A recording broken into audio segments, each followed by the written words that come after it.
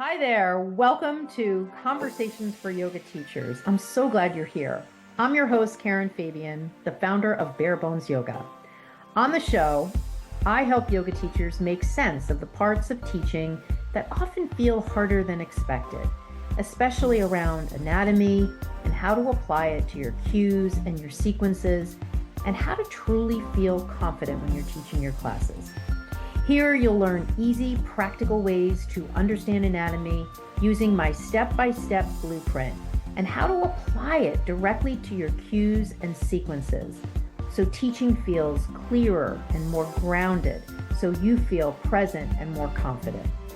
We'll also talk honestly about the inner side of teaching, things like self-doubt, growth, and what actually helps you feel confident over time. You can find daily videos and additional support over on my Instagram and my TikTok channels. On both those platforms, I'm at Bare Bones Yoga. All right, let's get into today's episode.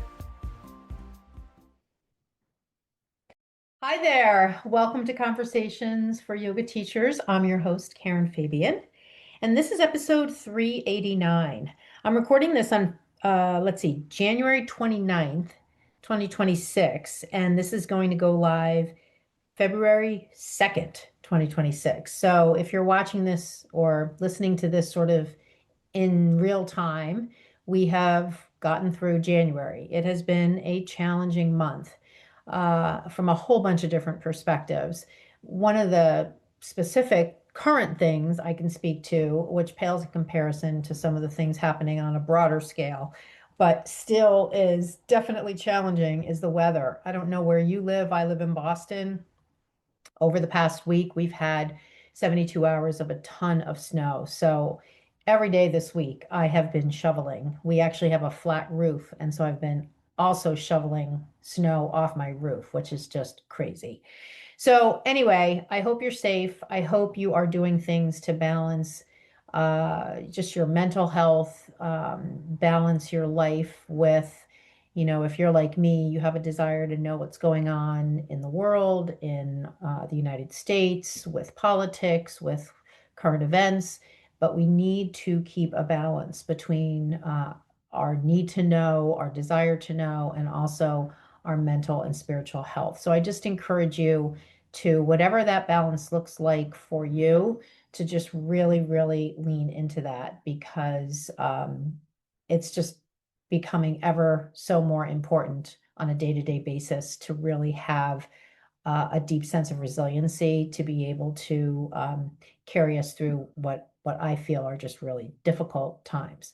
Now, having said that, it means that the work that we do as yoga teachers is even more important, because yoga becomes a modality not just for physical health, but for spiritual health, for mental health. It's a way to release emotion. It's a way to build resiliency, both physically and mentally. So the work that you're doing out there right now, it always is needed, but right now it's needed more than ever. And so with that, what we're going to talk about today is really part one of a four-part series that I'm going to be covering, talking to you about all the month of February. Now, of course, you may not be listening to this in February, but that's okay. Just know that this episode 389 is going to be a package with the next three episodes that follow it. And so for me, as I record this for the month of February, this will be a complete package. And the whole idea behind this four-part series is to give you a sense of what actually creates confidence when you teach. And, back in 2024, and really to a certain extent in 2025, I talked a lot about confidence because teachers talk to me a lot about it. And that continues to be an underlying theme that I believe from so many of the teachers I've talked to over the years is a top priority for teachers. And that may resonate with you as well, this feeling of I want to feel more confident when I teach. So over these next four episodes, you're going to hear about the different components of confident teaching. Um, Cueing, and that's what we're going to talk about today, sequencing. In part three, we'll talk about anatomy, and in part four, we'll talk about mindset. And you can also sort of reframe this from the problem mindset. And I could say that this series is focused on why teaching feels hard or why teaching can feel hard. It can feel hard, and here are four things that can change it. And so that's sort of a reframe on the original theme that I shared with you, a theme around what helps you create confidence when you teach. So with that, let's start out with just this general theme, speaking on this first topic around cueing. The general theme, I'm just going to start out with a question here. Why cues often feel forced, repetitive, or overthought? And I'm wondering, have you ever heard yourself cueing and wondered, like, do I actually know what I'm talking about here? Like, do I actually understand the reason behind what I'm saying? Do I have a sense of intention behind what I'm saying? And sometimes contrast provides clarity. So you might find yourself saying the same stuff over and over again without really feeling like, oh, I know this cue works, which is definitely a good reason to say the same thing multiple classes, but more out of a sense of, well, this is what I was trying to say. And so almost in like a robotic way, or like Muzak, when you go into the elevator and you hear the Muzak playing, almost like that. And sometimes I know I've been to classes where teachers will sort of cue like that, where it's almost like they're just singing a song. They're just walking around the room and they're just saying the cues, and you're just supposed to be following along. And there's really very little break for breath, break for noticing what's happening, break for offering a modification. It's just like reading from a script in a Broadway play. So I'm curious, just the topic of cueing and some of those examples that I've just shared, what comes up for you when you think about how you cue and how you feel when you're sharing your cues? It a lot of the thoughts I have around cueing oftentimes come from teachers I've worked with in my program and stories that they've told me. And I've definitely heard stories of, teachers who say to me, I feel like I'm saying the same thing over and over again. But again, contrast provides clarity, because when teachers learn the fundamentals of anatomy, they have what I call these light bulb moments where they'll say to me, oh, that's what that means. And in fact, I remember um, there many years ago, I was teaching downward facing dog, and I was asking students to roll the inner eyes of the elbows forward. And I could see that they were confused, because as I was walking around and looking at them, I could see them, a handful of them, sort of externally rotating their shoulders and internally rotating their shoulders and sort of going between those movements.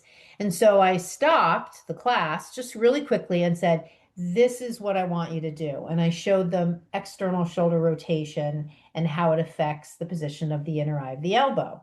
And then we went back to practice and they finished the class. And after class, a student came up to me and she said, I've never heard that cue to roll the inner eyes of the elbows forward. Can you share a little bit more about the reason for that?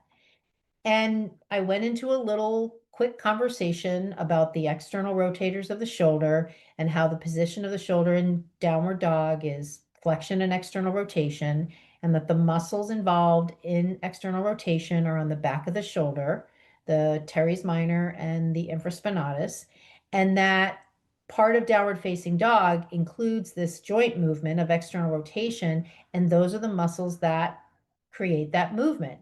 And when the shoulder externally rotates as a result of the concentric contraction of those two muscles, the elbow rolls out as well, because it's in that same line. It's in that same joint line, that kinetic chain from shoulder to elbow to wrist. And I could see her eyes getting bigger and bigger. And at the end of the explanation, she said, "Oh my God, I am never going to forget this conversation. Every time I come into down dog, I'm going to think about external rotation of the shoulders and the reason that you just shared with me." And so this is the magic of speaking from what you know. I talked at the beginning of this about confidence, and I coined this phrase: when you speak from what you know, your confidence grows. And that story I just shared with you is a perfect example of that. I was able to share with her the reason for the cue. I was confident in sharing it because I understood the anatomy. And in doing so, I transformed the way she looked at that pose. I gave her greater agency over her practice. And for me, I felt engaged in the process. I felt confident in the process. I felt like I was making a difference. And so it works both ways. So I just want to pause here for a moment and just give you an opportunity to think about, has something related ever happened to you? Has a student ever asked you a question about one of the cues that you were using? How did that make you feel? What came up for you? What did you say? What could you say? Maybe what didn't you say that you wished you had an answer for? Sometimes in the questions that people will ask you, that's an opportunity for you to notice a gap in how you're teaching, what your cues, how your cues are coming across, and really a gap in what you know, whether or not you know the why behind the cue. So, back to this idea of confidence, confidence doesn't come from, having better words. It comes from knowing what you're cueing and why. Comes from knowing what you're cueing and why. And this is, again, I coined this phrase, the why behind the cue. I want you to think about when you're saying your cue, think of it like a cartoon bubble. The words, I was going to say bring your feet together, but that's pretty basic. Um, something like hug your inner, think about chair pose. Hug your inner thighs in. Hug your inner thighs together. So think about that cue is like in the cartoon bubble, but behind that cue is the why. Well, why am I saying that? And for every cue that you share, there is a why. You may not always literally speak to it, but it's still there. And furthermore, you can speak to the alignment. And that's a stepping stone to speaking to the anatomy or understanding the anatomy, and maybe you choose not to go go that deep in terms of what you're sharing. But it's transformative to, even when you're simply speaking to the alignment, bring your feet together, hug your inner thighs together, which is alignment, it's also action. Even if you don't literally speak to, this is hip adduction, this is activating the adductors, the fact that you know it is what makes it transformative for you to share the cue. So why does this matter? Why does this matter? Well, when your cueing approach feels unclear, you might tend to over prep. You might sort of lose your way in the middle of teaching the class.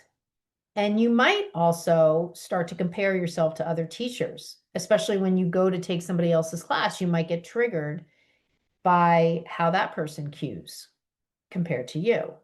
And I talked about the comparison trap in the prior episode in detail. Now, when I talk about cueing and when I teach cueing as part of my teaching method in my program, I talk about 4 types of cues: action, alignment, anatomy, and somatic. And so action cues are just speaking to action in short phrases. Alignment cues are speaking to the shape. Anatomy cues are speaking to the joint or the muscle or the muscular action, the fascia. And somatic cues are simply an invitation to invite your students to notice something in the body. Now, attached to this episode in the show notes is my cueing video. So if you want to take a deeper dive into my teaching method around cues, just go to that link in the show notes and grab the video on the 4 types of cues. So I want to just bring up a couple of other points around cueing in general. So we talked about this overall concept of teaching from what you know and how deeply connected that is to how you feel when you teach. We also talked about understanding the why behind the cue. And keep in mind, even for somatic cues, which I encourage teachers to present in a way where it's just like a question to your students. What do you notice in your hip? Or what do you notice in the back of your leg here? Even though you're not saying to them, you should be feeling your hamstrings lengthen, you don't know what they are feeling. So you don't want to really say you should be feeling something. But what you know about the anatomy of the pose may inform the somatic related question you pose to them. Like if they're in half pigeon and you understand that in half pigeon, one hip is an external rotation and one hip is an internal rotation, that might fuel the type of sort of observational question you pose to them.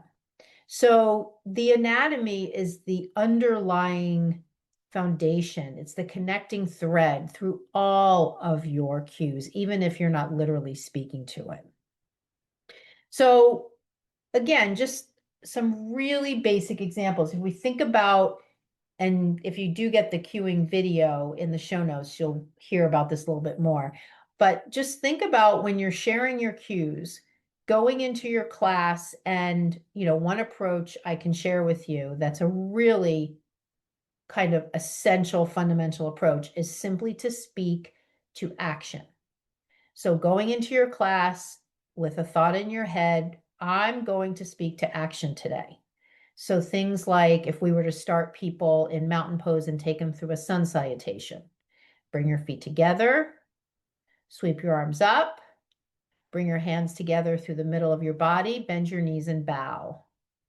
Lift halfway and then come into plank. Set your hands down flat, step back.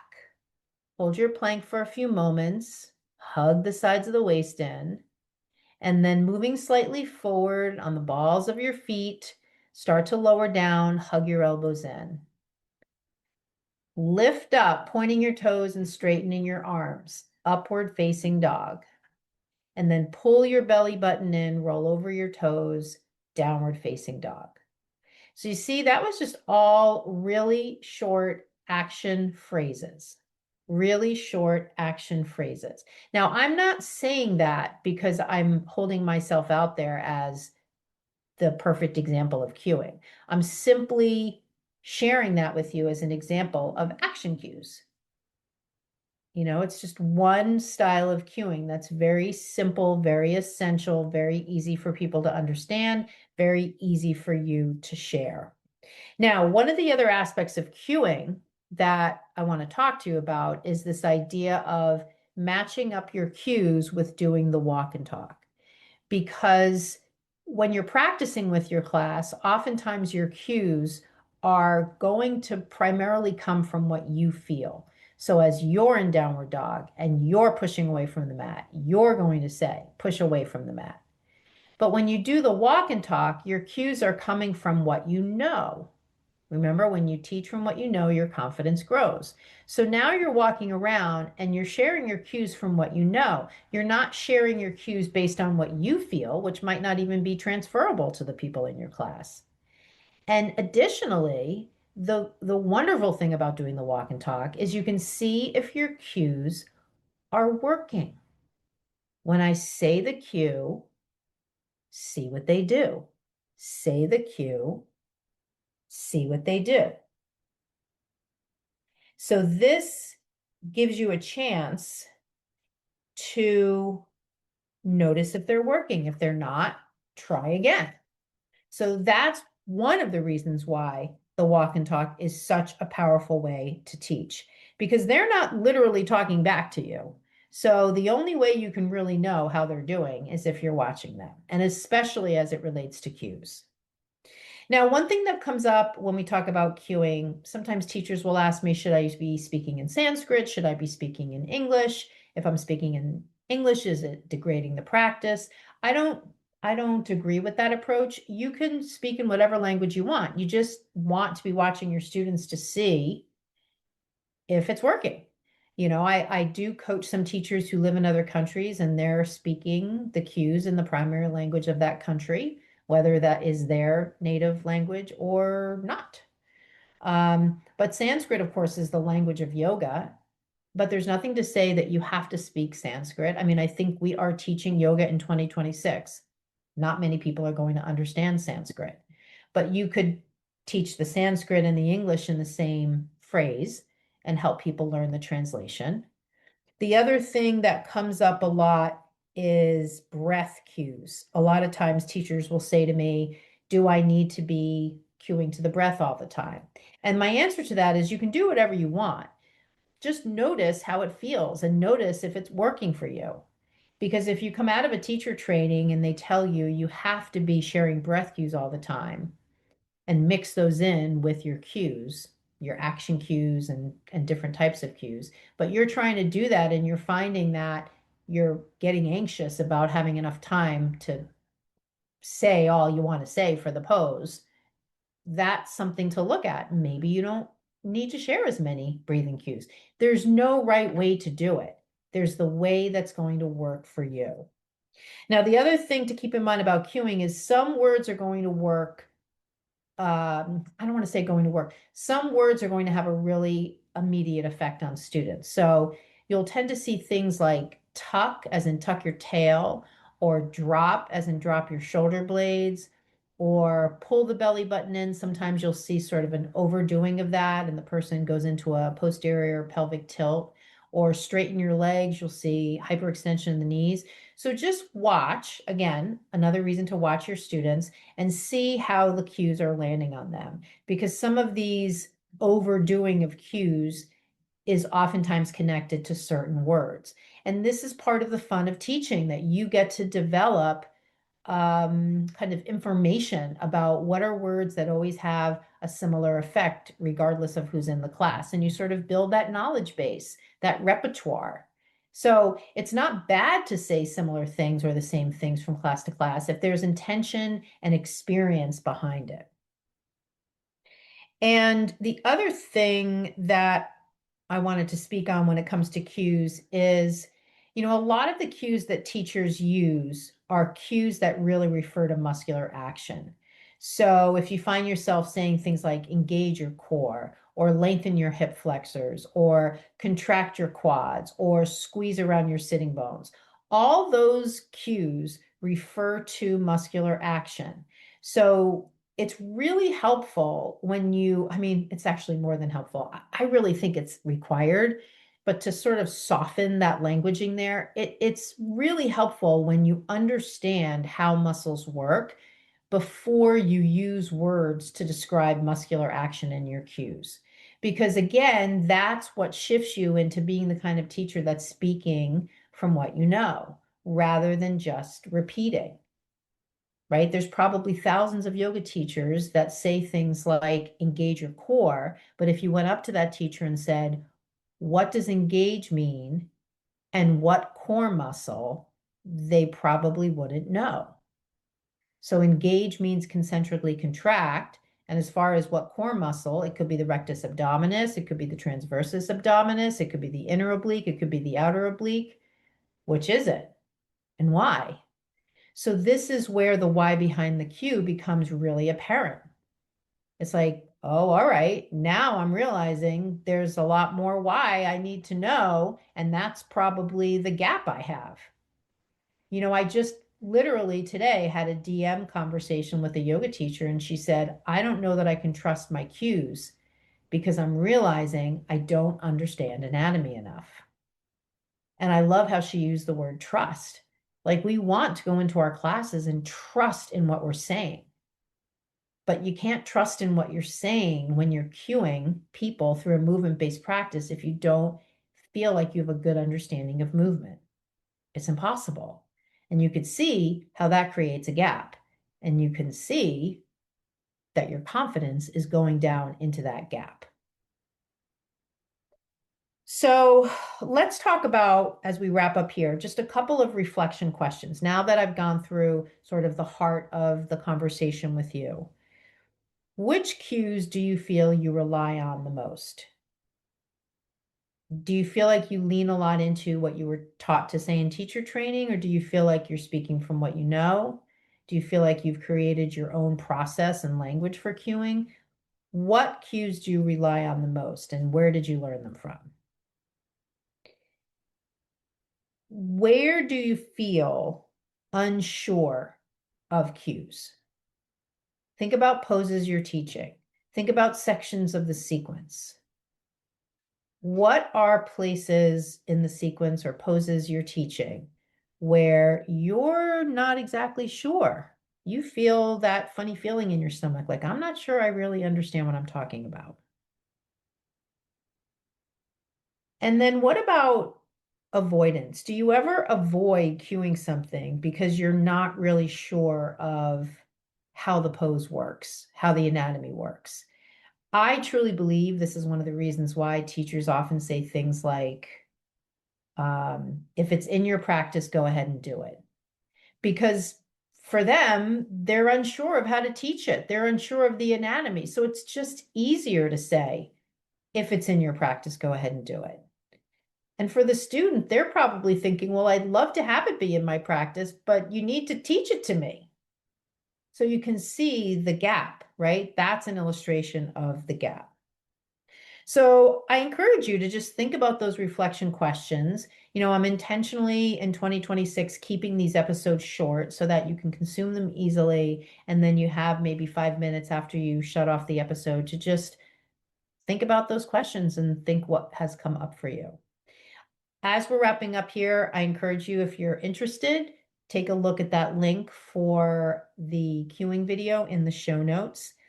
And next week, we're going to be talking about sequencing and the whole idea of approaching sequencing from the perspective of what's going to make you feel the most confident when you're teaching your classes. So stay tuned for that next episode on cueing coming up next week.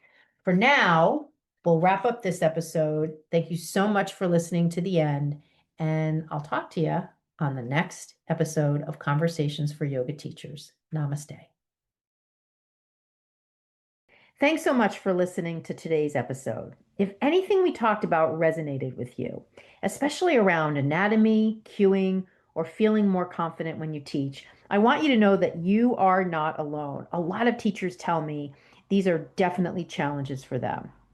As a thank you for being a podcast listener, I'm offering you $50 off my 4-week Yoga Anatomy Accelerator program.